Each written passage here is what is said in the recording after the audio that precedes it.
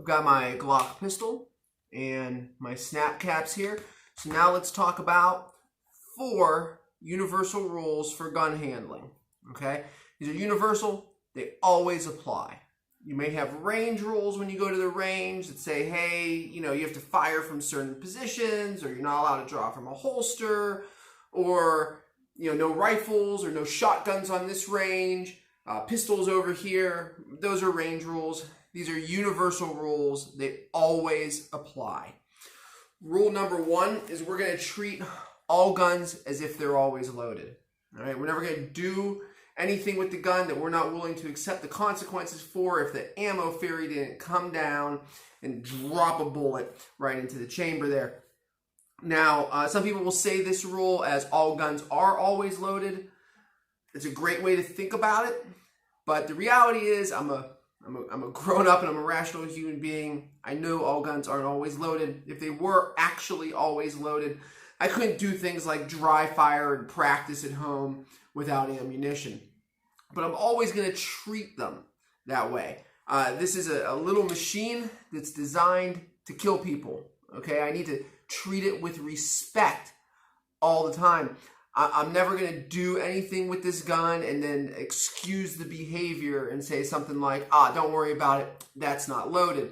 When I teach this, especially to children, friends of mine, they might have a kid and they're like, hey, do a safety brief for the kids.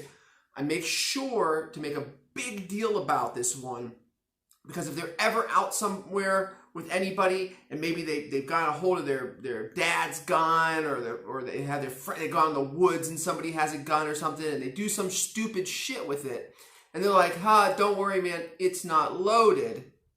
They need to know, get the fuck out of there. This is dangerous. Somebody's going to die. Okay, so we're always going to treat the guns as if they could be loaded. We're going to treat them that way all the time. They're dangerous. We need to respect that. All right, so rule 1, we're going to treat all guns as if they're loaded. Rule number 2, I'm going to keep my trigger finger in a registered position unless I am in the firing cycle. Okay, I borrow a lot of that verbiage from my mentor, from Craig Douglas. All right, I like to say keep it in the registered position as opposed to keep your finger off the trigger. Okay, people will say keep the finger off the trigger till your sights are on target, etc. There's other ways to frame it, but there's lots of offs, right? Like this is off the trigger, this is off the trigger, this is off the trigger, this is off the trigger. Okay, but there's only 2 places my finger will ever be. It'll be in the register position, or it'll be in the firing cycle. So I either intend this thing to fire, in which case I'm on the trigger and I'm running it, or I don't intend it to fire and I'm in the register position. I would like that register position to be somewhere well far away from the trigger, up and high, where people across the room can see that my finger is nowhere near the trigger. I don't want it somewhere like down here, where if I trip and fall or something like that, my finger can easily go into there, right? I want it away. It's okay that it be uncomfortable, because it has to register in my head that this is the place that my finger is when it's not on the trigger, okay? So I'm either in my register position, or I've made the decision that I want this gun to fire and I'm in the firing cycle. All right, so that's rule 2. I'm going to keep my finger in the register position unless I'm in the firing cycle. Rule 3 is about our muzzle here, right, where the bullets came out. We're never going to let the muzzle cover or point at anything we're not willing to put a bullet in, okay? Now, a great way to think about this, if you have one of those like SIRT laser pistols or something like that, or if you don't know what that is, think about having like a laser pointer tied onto the end of the gun. Imagine that there is a laser beam always coming out the muzzle of this, and I never let that muzzle point at, I never let that laser beam point at anything that I'm not okay with getting shot. Okay, so even though right now, like, we check this gun, we know there's no ammunition here, there's no ammunition in the room or anything like that, even under those circumstances, I'm not going to take this and start pointing it like at my own hand, all right, or pointing it here, or my wife is upstairs watching TV right now, right? I'm not going to like point it up through the ceiling at her. She's down that way in the living room, okay? When I'm dry firing and stuff, I need to think about that. I like to dry fire down here in the basement. I've got these cement walls here, and there's earth behind them.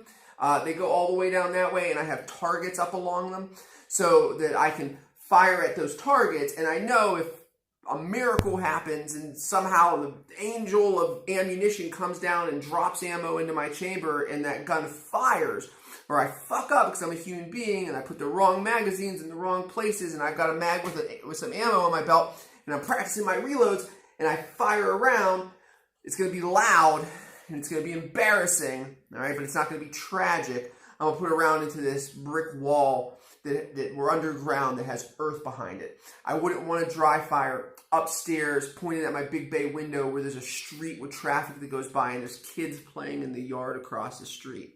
All right, so I'm always going to be careful about that, about what I let that muzzle point at. All right, rule 4 is usually stated as be sure of your target, right? So that's know what's between you and your target and what's beyond your target. So when I'm talking about that dry firing and being upstairs, if I had a target, okay, and I have a bay window behind it with a street, I need to know that that's back there, just the same as if somebody breaks into my house and I've got them at gunpoint and that bay window is behind them. I need to understand, hey, if this bullet goes past him, okay, if I miss him, if I don't get a good hit here, that can go out that window across the street into the neighbor's window, hit their kid, okay? So I have to be sure of my target, what's between me and my target, and what's beyond my target. We don't usually think about that a whole lot on the firing range because there's a big dirt berm behind us, but it's something that hunters are very good at. I know when my son did hunter trapper safety education, whatever it was, when he was a kid, they had a lot of like exercises, shoot, no shoot scenarios. And they would talk about things like, if I'm at the bottom of a valley and there's a deer up on the ridge, do I take that shot? And the answer is no, because I'm shooting a high-powered rifle up at the top of this ridge. If it passes through the deer or misses it, it's going to go a couple miles down. It's going to land in somebody's house. Consequently, on the other side of that, if I'm up in a tree stand and I'm pointing down at the ground and there's a deer, that's a safe shot, right? Even if I miss him, boom, it goes right into the dirt. It's one of the reasons shooting down from tree stands is a really, really good idea. It's really popular. You know, I've got a good view of everything around me, but I'm shooting down into the ground as opposed to like being down in a valley, shooting up at a ridge at a deer like that. So I always need to be aware of those things, especially when you start talking about practical applications. So 4 universal rules of firearms safety, gun handling. 1, we're going to treat all guns as if they're always loaded. All right. 2, we're going to keep our finger in the register position unless we are in the firing cycle. 3, we're never going to let our muzzle point at or cover anything that we're not willing to put a bullet in. And 4, we're always going to be sure of our target. We're going to know what's between us and our target and what's beyond our target.